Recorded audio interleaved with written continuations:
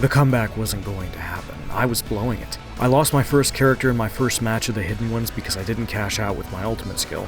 But I made a comeback with my mid before losing her to my opponent's anchor. I didn't have a great answer for what he was doing, and I was convinced I was going to waste what had started off as a great comeback. Then my anchor came out. It was my first game. I'd never used her before. And at first, it was going about the same, and then I realized what I was doing. I canceled my default combo into another combo, then another, and cashed out with my ultimate. And on the last hit, I got the kill. God, I love fighting games. And if my time with it is any indication, The Hidden Ones is living up to what makes the genre so great. 宣布放荡。就算要败，我也要知道是败给了怎样的力量。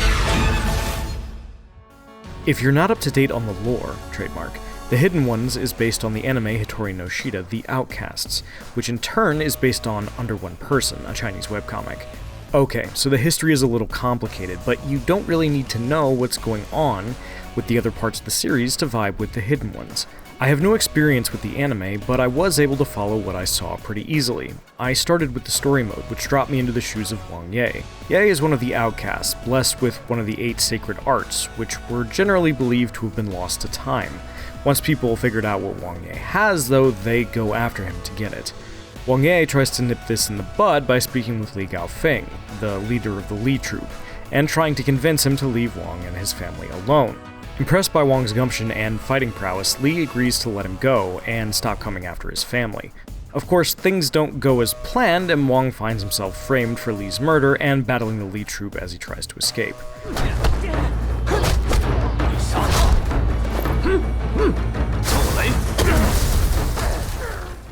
Okay, setup done. What's cool though is the game More Fun Games has made out of this premise.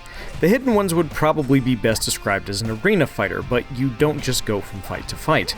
Between the fights themselves, you've got the ability to run around and check out the Hidden One's world, whether that means enjoying the environmental detail on display or checking out a ledger or diary you find in the world. During an interview that happened between my 2 play sessions, the developers told me that the team at More Fun spent a long time capturing the detail of these environments, many of which are based on actual individual Chinese streets. They wanted the world of the Hidden Ones to feel real, and that comes across in even the relatively small area that I was playing in. The same is true of the Hidden One's visual style. This game is stunning, and that attention to detail is clear in everything from the characters to the way that they fight. This is intentional too. The story and world of the Hidden Ones are based heavily, though not exclusively, on Chinese martial arts and myth, and that meant getting the little details right down to the motion capture done by real martial artists.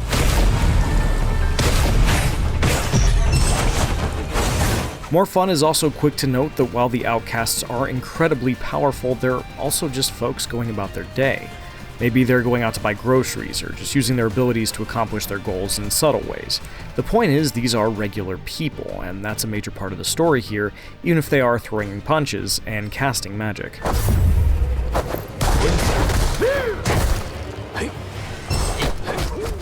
Speaking of the fighting, the Hidden Ones feels great when you're throwing punches. This is an arena fighter, so movement is crucial, but the rock, paper, scissors interactions of what makes a fighting game are here too. You've got your basic attacks, which lose to special attacks. Those lose to your defensive stance, and your defensive stance loses to regular attacks, which become throws if they're in that stance. There's also a dodge, which costs a limited amount of stamina, and you can time perfectly for a witch time style slowdown that will allow you to retaliate when you otherwise wouldn't be able to.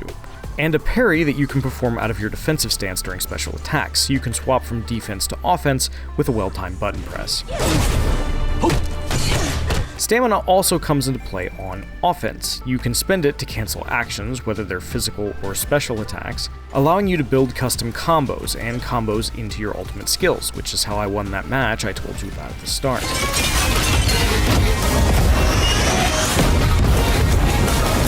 If you're the one getting your face rearranged, you can also spend stamina to break out of combos and reset to neutral. Put together, all this means that despite the Hidden One's fairly simple control scheme and combo structure, you're constantly making interesting choices, where you're alternating between playing neutral, reacting, and preempting your opponent, all while managing your character's unique skills. Wang Ye, for instance, has a special attack that can go into 3 different variations. The right play at the right time, like say throwing out a special attack when you think they're going to swing at you, can swing a match. 得现逃。 The real meat and potatoes, and my favorite part of my time with the Hidden Ones, is going to be the mano-a-mano fights between your 3-person teams against other players. But I also really enjoyed the 3 boss fights I got to play. The first, which I ran into during the story mode, started off as a one-on-one brawl before the boss in question brought out her skyscraper-sized snake, forcing me to play around its massive fangs before its master would come down and I could get back to the fine art of knocking her out. If that's not enough for you though, there's also Trial Mode, where you can face off against a boss with any of the characters you've got. There were 2 available in the demo I played, and both were challenging, especially on the highest of the available difficulties. Both of them eventually went down, but they forced me to use characters I knew, pick my spots, and learn their patterns. It's a fun change of pace for a game like this, and I'm eager to see what the other fights look like in the future. When my time with the Hidden Ones ended, I left excited and wishing I could have played more, especially more multiplayer. But I left with a good idea of what More Fun is trying to accomplish, and I liked how much cool stuff there was and how unique and interesting the characters they've created here are. Arena fighters are a tricky business, but so far More Fun has nailed the balance of simplicity, depth, and game feel that any good fighter needs, while providing more to do if you're not really looking to throw down online. I'm excited to see where the Hidden Ones goes, and in the meantime I'll be thinking about landing that ultimate skill at the right point, and how cool it was that the Hidden Ones gave me the options to play how I wanted to in that moment. Like his characters, the Hidden One knows even when the chips are down and the outcome is uncertain, there's always a play to be made, hidden in plain sight. For more on the latest fighting games, don't miss the Ghostface gameplay trailer for Mortal Kombat 1, and for everything else in the world of video games, keep it here at IGN.